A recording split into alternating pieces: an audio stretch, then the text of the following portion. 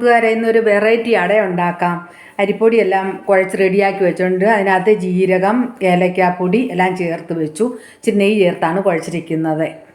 ചേർക്കാനായിട്ട് ഏത്തക്ക പഴുത്തത്, തേങ്ങ, ശർക്കര എല്ലാം കൂടി ഇളക്കി വെച്ചിരിക്കുകയാണ്. നമുക്ക് അട ഉണ്ടാക്കാം. കട്ടി കുറച്ച് പരത്തി ഇതിനകത്തോട്ട് നമുക്ക് ഈ ചേരുവകളോടെ ചേർത്ത് വെക്കാം. എനിക്ക് മധുരം കുറച്ച് മതി, അതുകൊണ്ടാണ് ഇങ്ങനെ വെച്ചിരിക്കുക. എൻ്റെ മക്കൾക്കൊക്കെ നല്ല മധുരം വേണം. ഇത് ഒലിക്കണം ശർക്കര. ഞാൻ അവർക്കുണ്ടാക്കുമ്പോൾ അങ്ങനെ ഉണ്ടാക്കുന്നത്. ചട്ടിക്കകത്ത് ഇടാൻ പോവുകയാണ്. ചട്ടി ചൂടായി ഇടാൻ പോവുക. ഇതിൻ്റെ മണ്ടയിൽ ഒരു പാത്രം വെള്ളം ഒഴിച്ച് വെച്ചിട്ടുണ്ട്. കാരണം ഇത് അമങ്ങാൻ വേണ്ടിയാണ്, നല്ലോണം വേകാൻ. കൂട്ടുകാർ, അട ഇവിടെ റെഡിയായി. നല്ല മൊരിഞ്ഞ അട, സൂപ്പർ സാധനം. അരിപ്പൊടി കൊണ്ടാകുമ്പോൾ നല്ല എളുപ്പം പൊടിച്ചെടുക്കാൻ പറ്റും. ചൂട് കട്ടൻ കാപ്പി.